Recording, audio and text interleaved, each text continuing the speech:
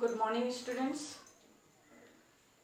अभी 2-3 दिन पहले आप लोगों ने टेस्ट दिया था। टेस्ट में मैंने ये एनालाइज किया कि आप लोगों को सबसे ज़्यादा दिक्कत जो गई वो अणुभार ज्ञात करने। मैंने फ़ोन लगाया बच्चों को, बच्चों के फ़ोन आए, तब भी मुझे यही पता चला कि बच्चों से अणुभार ज्ञात करना नहीं बना, जो कि एक बहुत छोटी सी चीज़ थी। 8th 9th 10th तक आप लोगों को ये चीज़ें सीख लेनी चाहिए थी। तो वैसे टेस्ट का हमारा उद्देश्य यही था कि आप लोगों के स्तर का पता चल सके।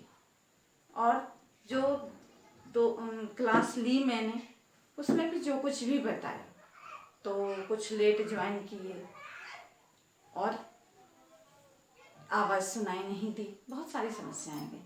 इसलिए मैंने कहा कि वो शॉर्ट आउट करते हुए वीडियो बना दूं और आप लोगों को भेजूं, जिसको पॉज कर करके आप बार बार समझ सकते हैं और सीख सकते हैं। तो सबसे पहली बात है कि जो आपको पता करना है वो है अणुभार ज्ञात करना। अणुभार ज्ञात करने के लिए हमें कुछ स्टेप्स जो कि बहुत ज़रूरी हैं, हो सकता है आप लोगों को पता हो, याद हो, मैंने होमवर्क में भी दिया था कि 1 से 30 तक आप लोग याद कर लेंगे। फिर भी मुझे लगता है कि जो नए बच्चे आए होंगे या फिर कुछ पुराने बच्चे भी जिनने लापरवाही की होगी, उन्हें ना याद की होगी, तो मैं आप लोगों को 1 से 30 तक। दूसरा है हीलियम।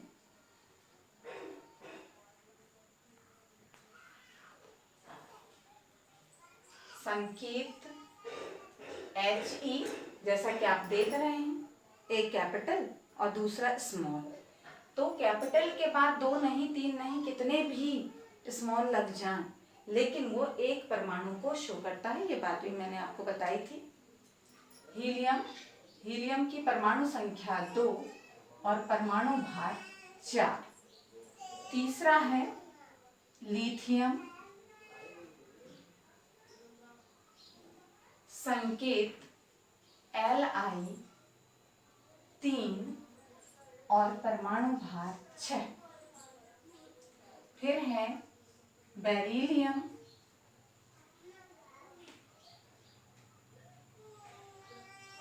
Be, परमाणु संख्या 4, परमाणु भार 9। फिर बोरॉन। संकेत है B,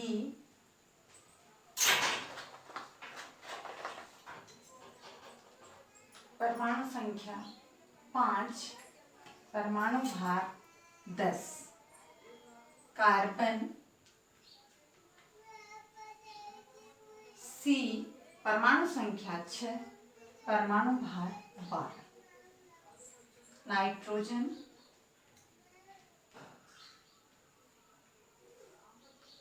N, परमाणु संख्या 7, परमाणु भार 14। 8 ऑक्सीजन O, परमाणु संख्या 8, परमाणु भार 16। 9 फ्लोरीन F, 9 परमाणु संख्या, परमाणु भार 18। तो अब आप समझ गए होंगे कि करना क्या है। इसी तरह से फ्लोरीन के बाद आपका neon, sodium, magnesium, aluminium, silicon, phosphorus, sulphur, chlorine और आर्गन। फिर आपका आता है पोटेशियम, कैल्शियम, फिर scandium, titanium, vanadium, chromium, iron, cobalt, nickel, copper और जिंक। 30 तक आपको परमाणु संख्या, ऐसे ही बिल्कुल तत्व, संकेत, परमाणु संख्या और परमाणु भार, ये आपको लिखना है और बिल्कुल तुरंत पहले याद करना है। उसके बाद इस वीडियो को आगे देखना है। याद कर लिया होगा, मुझे पता है, विश्वास है, लेकिन फिर भी जिस किसी ने ये याद नहीं किया है तो वो इतना कंप्लीट करने के बाद ही आगे बढ़ेंगे। तो ये था आपका पहला स्टेप। हर तत्व का आपको संकेत, परमाणु संख्या और परमाणु भार बनना चाहिए 1 से 30 तक। मैक्सिमम जितने भी यौगिक आ रहे हैं कुछ छोड़कर, तो आप जनरली 11वीं 12वीं तक अगर 1 से 30 तक याद कर लेते हैं तो उसमें आपके मैक्सिमम यौगिक समाहित हो जाएंगे। अब हम सेकंड स्टेप लेंगे कि अणु में कितने परमाणु हैं। यह आपको पता होना चाहिए कि अणु में परमाणु कितनी है, जिसको कि अपन परमाणुकता कहते हैं। परमाणुकता तो या एटॉमिसिटी इंग्लिश में अपन बोलते हैं परमाणुकता। तो परमाणुकता कहलाती है किसी भी अणु में उपस्थित परमाणुओं की संख्या। क्लास में ये भी आपने पता किया था। अणु 2 प्रकार के होते हैं। एक तत्व के अणु जिसमें कि एक ही प्रकार के परमाणु होते हैं, जैसे कि H2, O2, Cl2, P4, S8, ये सब। इसमें हाइड्रोजन के 2 परमाणु हैं, ऑक्सीजन के 2 परमाणु हैं, क्लोरीन के 2 परमाणु हैं, इसमें फास्फोरस के 4 परमाणु हैं, सल्फर के 8 परमाणु हैं। इसका मतलब स्पष्ट है कि जो नीचे लिखा है वह उसके परमाणुओं की संख्या है। तो ये बात हुई परमाणुकता की। ऐसे अणु की परमाणुकता जो कि तत्व के अणु हैं।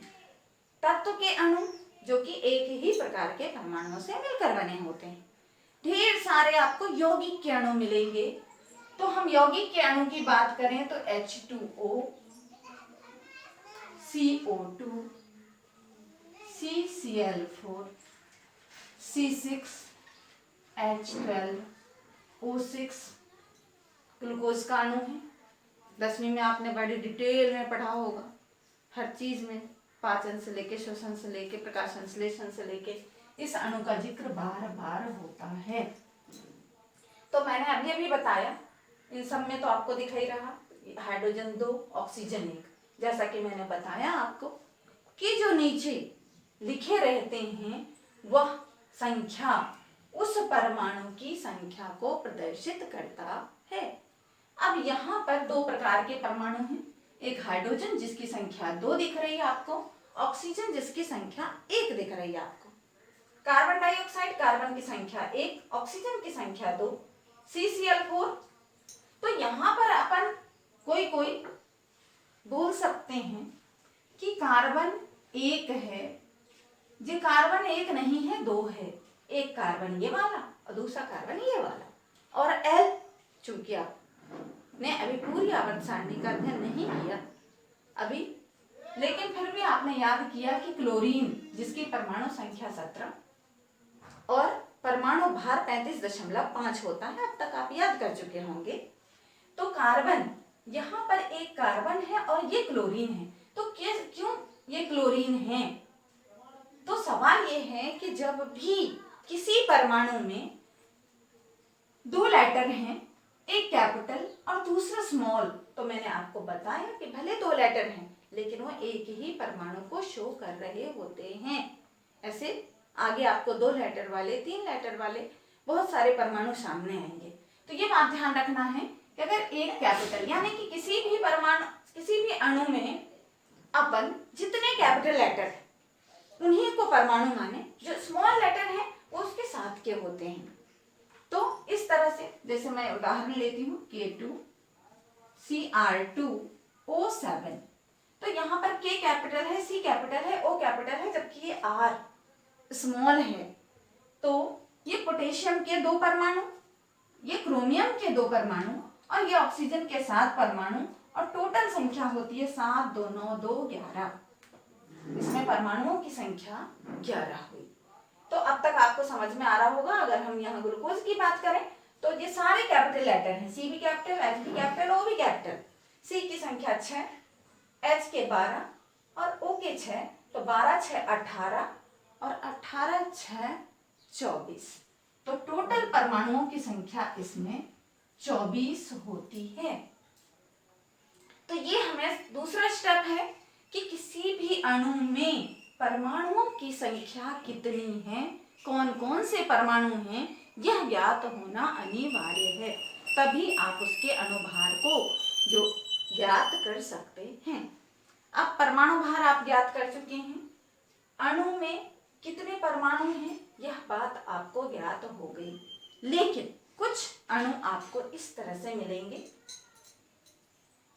जो कि ब्रैकेट वाले होंगे। उसमें छोटी ब्रैकेट के नीचे फिर क्या होता है, उसमें सबसे ज्यादा दिक्कत जाती है स्टूडेंट्स को। हम छोटी ब्रैकेट की बात करें, जैसे कि मान के चलो हमें कैल्शियम हाइड्रोक्साइड का सूत्र लिखना है, CaOH का होल ट्वाइस, CaOH का होल ट्वाइस। अब यहाँ पर कैल्शियम तो एक है, यहाँ ऑक्सीजन और यह हाइड्रोजन और नीचे 2 लगा है। तो छोटी ब्रैकेट में जितने भी परमाणु हैं वो सब दुगने हो गए। तो छोटी ब्रैकेट में आप देख रहे हैं कि ऑक्सीजन है और हाइड्रोजन है। तो यहाँ पर हम कैल्शियम की संख्या लिखें तो 1 है, ऑक्सीजन की संख्या लिखें तो यहाँ पर 1 है। चूंकि ये 2 छोटी ब्रैकेट के बाहर लगा है तो यहाँ ऑक्सीजन की संख्या भी 2 एकम 2, यानी कि 1 जो है और 2 जो ब्रैकेट के नीचे लगा है, तो 2 एकम 2 यानी कि टोटल 2। हाइड्रोजन की हम बात करें तो हाइड्रोजन की परमाणु संख्या, तो हाइड्रोजन के नीचे भी 1 है और ये 2 लगा है, तो 1 गुणे 2, तो टोटल हाइड्रोजन हमारे कितने हुए, हाइड्रोजन भी 2 हो गए। तो कुल 5 परमाणु, 1 कैल्शियम के, 2 ऑक्सीजन के और 2 हाइड्रोजन के।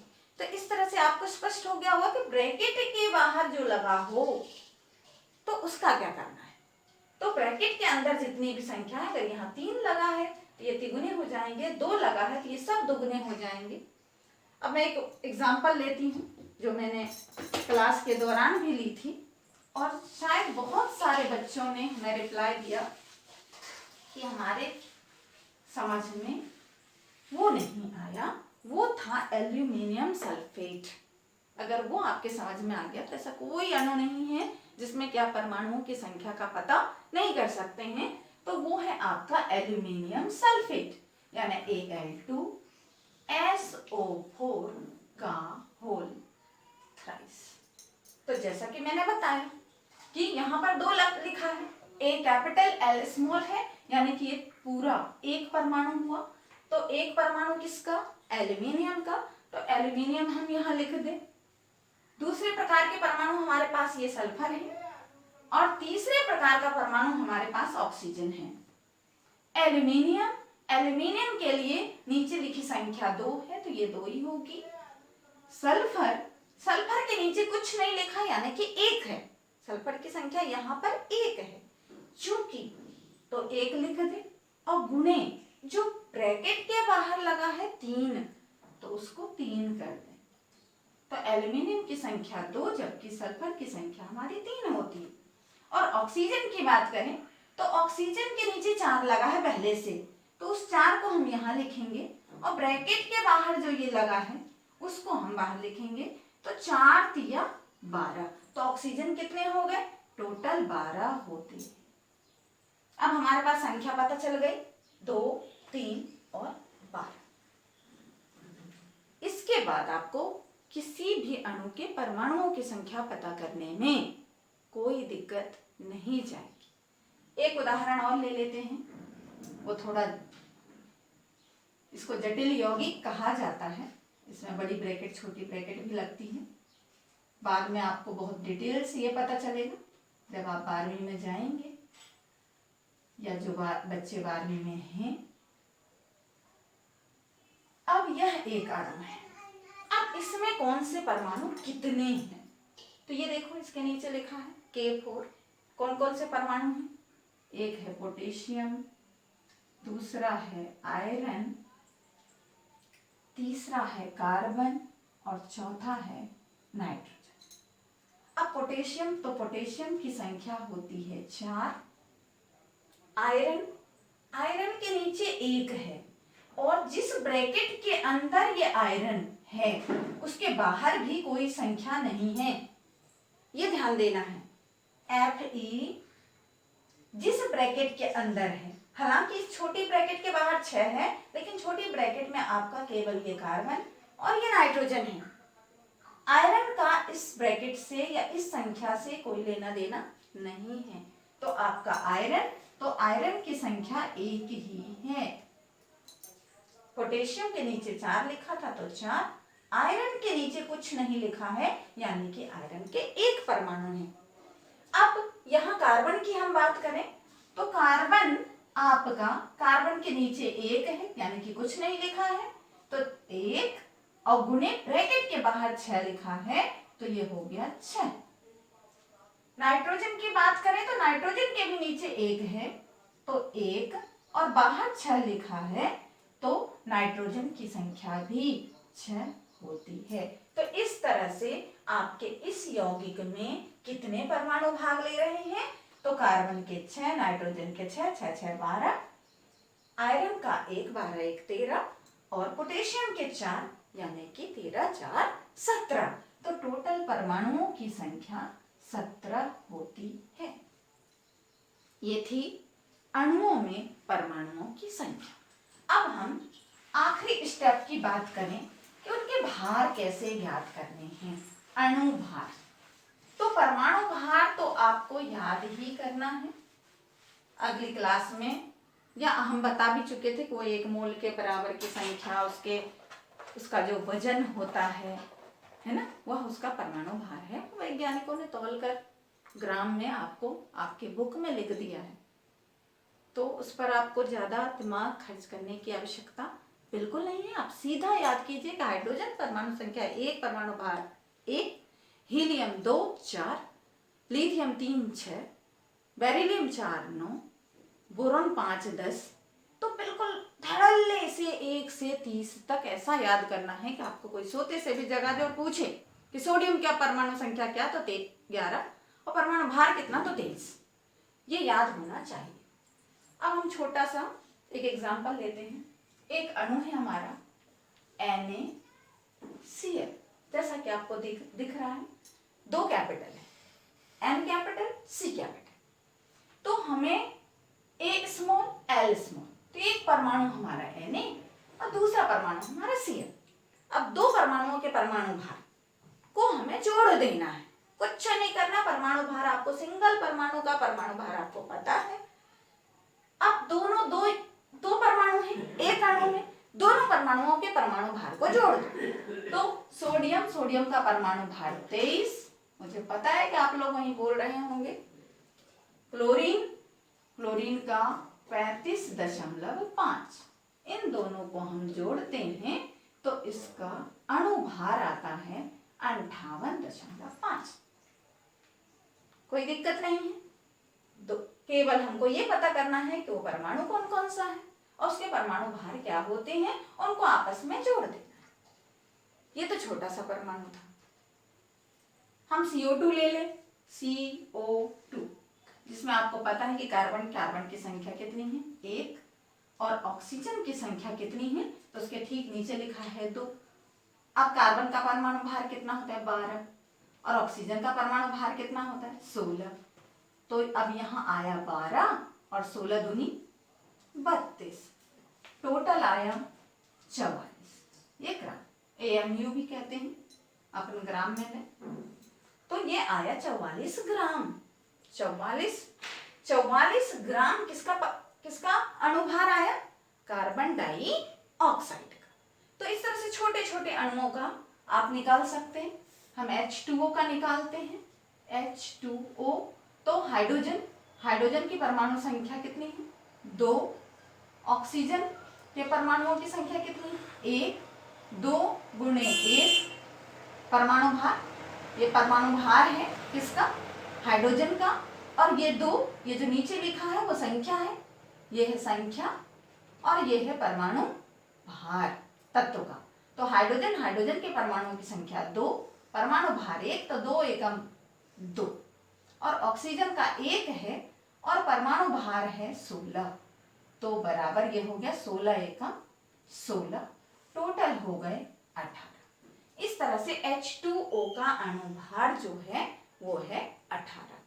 अब हम बड़े परमाणु जैसे कि एल्यूमिनियम सल्फेट का निकाल कर आपको बताते हैं।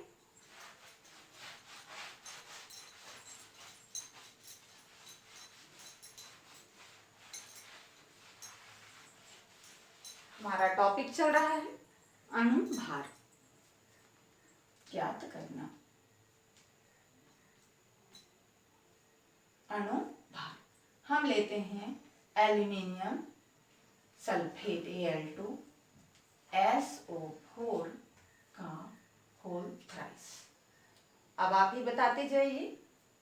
एल्यूमिनियम के नीचे लिखा है 2, तो परमाणु की संख्या 2। सल्फर के नीचे 1 और ब्रैकेट के बाहर 3, तो परमाणुओं की संख्या 1 गुणे 3। ऑक्सीजन के नीचे लिखा है 4 और ये गुणे 3, तो टोटल परमाणुओं की संख्या एल्यूमिनियम के लिए 2, सल्फर के लिए 3 एकम 3 और ऑक्सीजन के लिए 4 तिया 12। ये हो गए हमारे परमाणुओं की संख्या। एल्यूमिनियम सल्फेट के अणु में कितने परमाणु? तो एल्यूमिनियम के 2 परमाणु स्थित हैं, सल्फर के 3 परमाणु स्थित हैं और ऑक्सीजन के 4 तिया 12 यानी कि 12 परमाणु स्थित हैं। अब टोटल परमाणु 3 2 5 और 12 5 17। ठीक, अब चूंकि इन सबके भारों का योग ही इसका अणुभार होगा, तो 2 परमाणु के भारों का योग यानी कि एल्यूमिनियम का परमाणु भार, हाँ आपको पता है कितना है, तो 27। तो 2 गुणे 27 कर देंगे तो इन दोनों का भार हमको प्राप्त हो जाएगा। अब सल्फर का परमाणु भार कितना होता है? तो 32, याद किया हुआ है आपने 32। तो सल्फर कितने? 3 और 1 का वजन 32 ग्राम, तो 3 का वजन कितना? तो टोटल वजन सल्फर का हमको प्राप्त हो जाएगा। फिर हम लेते हैं ऑक्सीजन, तो ऑक्सीजन की संख्या तो 12 है, लेकिन एक ऑक्सीजन का वजन कितना है? तो 16 ग्राम। तो यहाँ हम 16 का गुणा कर देंगे। ठीक, तो आप इन सबको आप जोड़ लीजिए, तो 27 दूनी 54, 32 तिया 96 और 16 12 192, 192 होता है। अब हम इनको जोड़ लें, क्योंकि समस्त अणुभार क्या होता है? किसी भी अणु में उपस्थित समस्त परमाणुओं के परमाणु भारों का योग। तो ये हमने समस्त परमाणु निकाले और उनके भारों को गुणा करके समस्त परमाणुओं का परमाणु भार, और उनको अब जोड़ देना है। तो 6 4 10, 2 12 का 2, हासिल का 1, 5 1 6, 9 6 15 और 15 और 9 होता है 24 और हासिल का 2 और 1, तो ये हुआ 342 ग्राम। तो इस तरह से आपने सीखा कि हमें अणुभार कैसे ज्ञात करना है। अब हम कुछ अणु देते हैं और उस अणु का आपको अणुभार ज्ञात करना है। कम से कम 10 अणु देते हैं।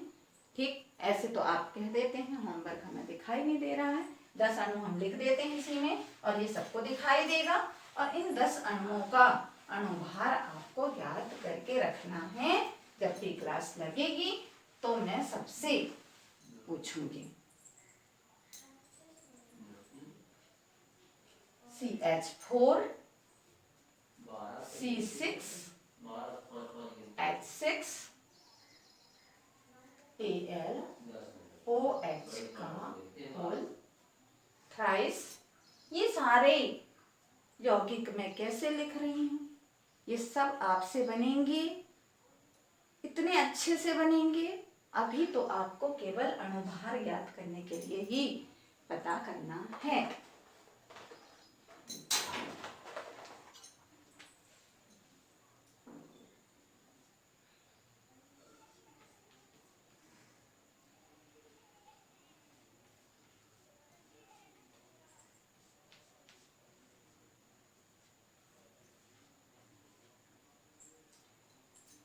C2H6 एथेन का सूत्र है, CH4 methane, C6H6 benzene, AlOH का whole thrice aluminium hydroxide, C2H6 ethane, CCl4 carbon tetrachloride, Na2CO3 sodium carbonate.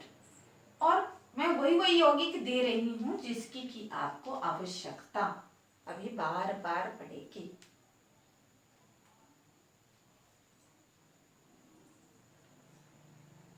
जी आपके 1 2 3 4 5 6 7 CONH2 का होल ट्वाइस, ये सूत्र है यूरिया का।